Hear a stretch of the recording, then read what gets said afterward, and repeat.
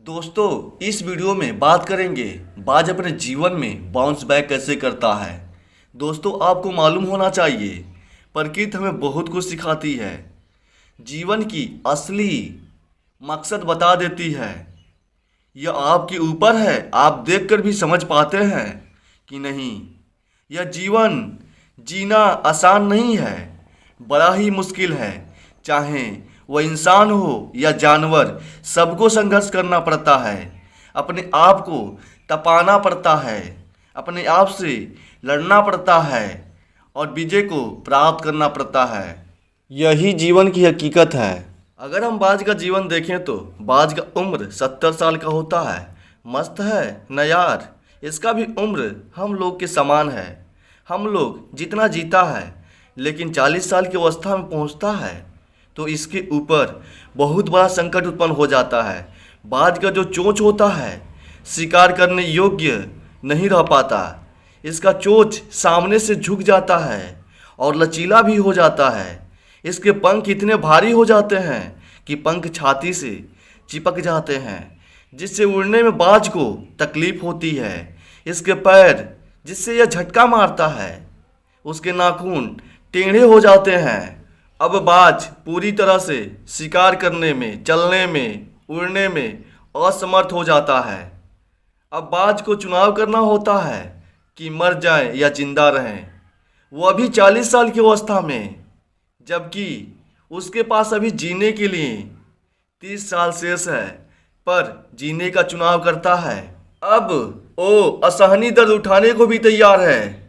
बाज इस उम्र के पड़ाव पर अपने इलाके की सबसे ऊंची चोटी पर चला जाता है और अपने चोंच को पत्थर पर मार मार कर अपने आप को लहूलुहान कर लेता है। और बाज इस दौरान अनंत पीड़ा से करा रहा होता है, पर वह पीड़ा सहता है और आखिरकार अपने चोंच को तोड़ देता है। यही कहानी उसके पैरों के नाखूनों की होती है। बाज अपने पैरों के नाखूनों को रगड़ रगड़ कर तोड़ देता है और अंत में उसे अपनी तपस्या का फल प्राप्त होता है। पुनः उसके चोंच और नाखून आ जाते हैं और यह कहानी यहीं ख़त्म नहीं होती। अब उसके भारी पंखों की बारी होती है।